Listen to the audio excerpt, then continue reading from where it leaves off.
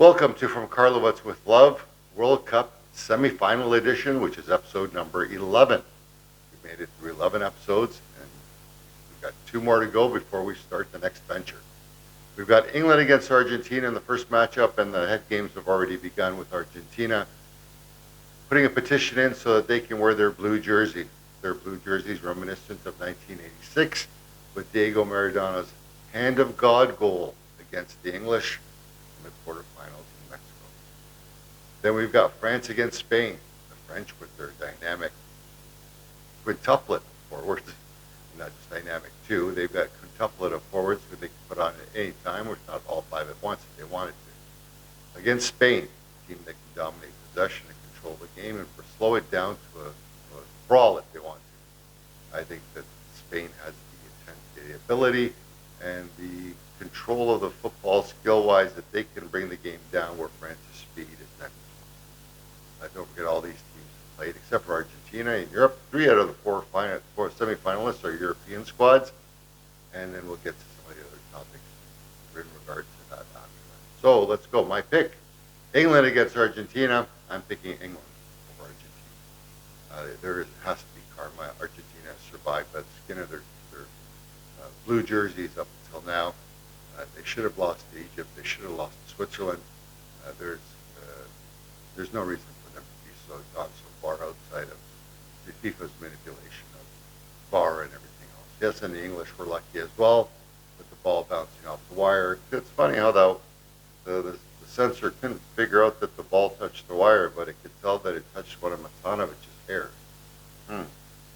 It makes you wonder what FIFA really wanted to happen in the semifinals. And they got it. They've got all 4 favorites in the semifinals, which is the first time that's happened since 24 years, 7 World Cups. The Final 4 is the Final 4 on the world rankings and the Final 4 of group play, or of the group rating. So the second game, we've got France against Spain. I'm picking the Spanish just because I think they'll be able to slow the game down to a crawl, take France's speed out of the game, neutralize Mbappe. France's defense is good, but it's not as strong as it needs to be when the pressure can be on without possession of the ball. So I'm picking Spain. So once again, my final, England against Spain. Third place game on Saturday will be Argentina-France. And what the dice says is England 1, Argentina 6. The dice is picking Argentina in a walk. France against Spain, France 5. Spain 1. And the dice is going completely opposite of me. It's picking France over Spain and Argentina over England. So it's picking a rematch of last World Cup in Qatar, Argentina and France in the final, which was a doozy. And England and Spain playing in the third place match. So here's my stats so far this year. In the World Cup, prediction-wise, I'm 56 correct, 44 wrong. That was after a very, very slow start where I was under 500 for a good part of the first round robin. The dice is a minus 10, under 10 in terms of 500. It's well off. And once again, we've got Croatian clubs participating in Europe, in particular in Europa League.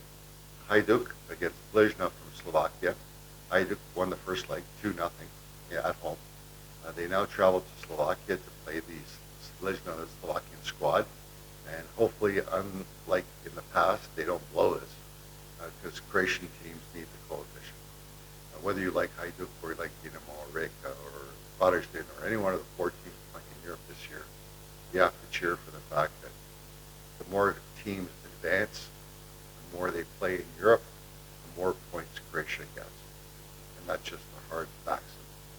We need everybody to do well or progress in their competitions so that we can get some automatic placements and these teams don't have to participate in games in early July or late July, early August until the qualifying round or until the round robins begin.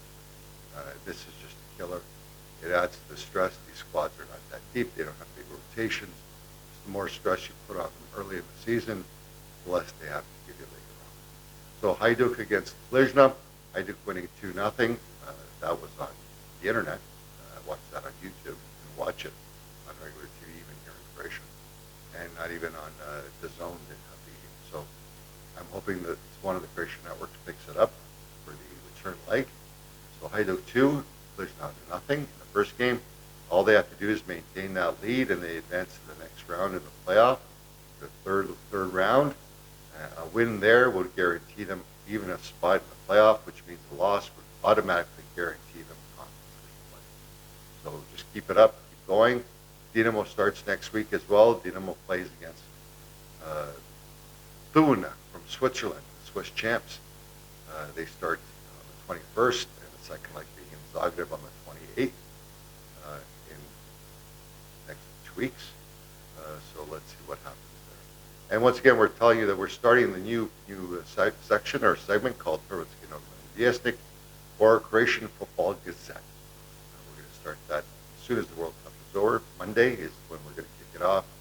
That's going to be part of the From Karlovac with Love Network. We're going to be covering as much Croatian local soccer as possible.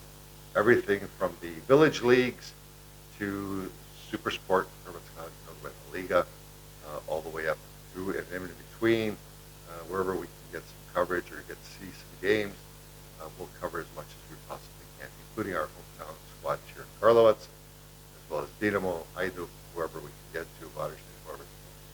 So let's keep that up. Once again, my stats, I'm 56 and 44, 12 above 500. The dice is minus 10, below 500. So I successfully managed, even though I had a really rough start, as I said before. Many times I had a rough start in the round robin. Some of those upsets really threw me for a loop, but you should have expected that. And let's talk about one thing. I just want to know how the ball did register a contact when England was the beneficiary. When Norway's goalkeeper kicked his goal kick and it went sky high, hit the wire with the spider, which is the TV that shows us these great pictures from downfield level and above. But yet it managed to pick up Antonovic's hair. Makes you wonder. And then we've also got the fact that this is going to be probably the last World Cup of 2018. Mr. Infantino wants to go to 64. Why not just invite everybody and make it like a Final Four? This is ridiculous. This is to appease CONMEBOL because they're getting one game in each country for celebrating the 100th anniversary. You know what? It's a joke. It's just a joke. And if you did it statistically, because 6 of the 8 teams in the quarterfinals were European, 75%, 3 of the 4 semifinalists were European. Europe should basically have the Euros as part of the World Cup, because that's what you're going to end up having. There you should have about 24 to almost 30 teams from Europe in the World Cup to make it legitimate, because anything else would be a disservice to football. You can't have these Cape Verdes are a great story the first year. The second year when they're getting thumped and hammered 10-0, it's not fun. Everybody believes in beginner's luck. Yes, some of these young squads played their hearts out to lose. Haiti in particular. Haiti's a decent CONCACAF squad. Had some upsets in the Gold Cup, in North American version of Euro, but they played really hard and lost all 3. And despite their efforts, they're just not good. And some of the other teams that were great stories, yes, they made it, but they had no business. They got a point. They got a tie. That was like a victory. You know, that's not a victory. That's nothing. Why waste the money outside of the revenue they're going to generate by having 64 teams and an extra 20 games? That's nuts. Who's going to cover that? Who's going to watch that? I missed 3 games watching World Cup this year. 3 out of the games I missed. And just from pure exhaustion, I couldn't stay up in the middle of the night and watch it. It's just too much.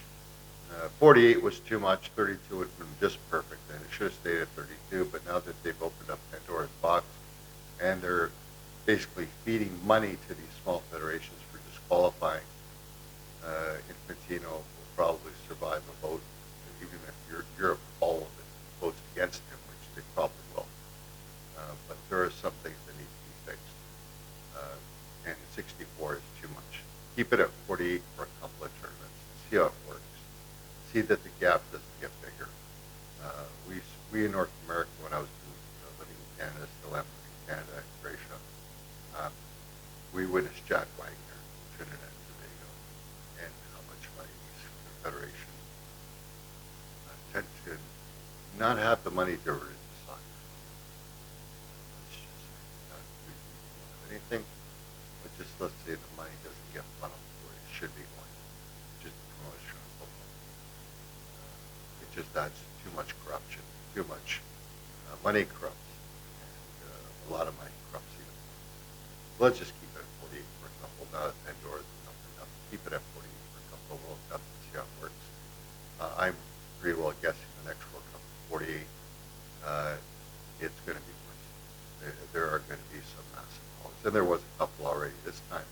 But I think next time it's going to be even worse.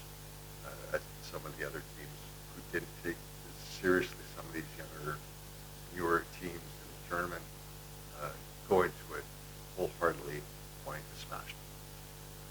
Especially some of the European sides who were underestimated.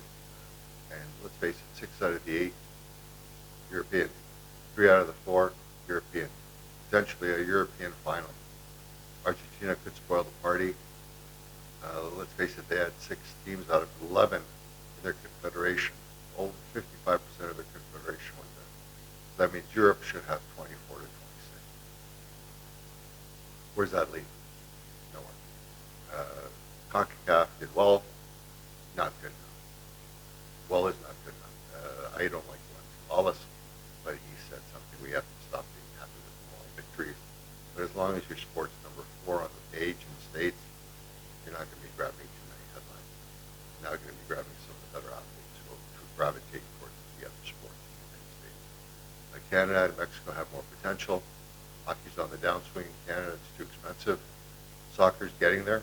The for-profit soccer centers have to stop.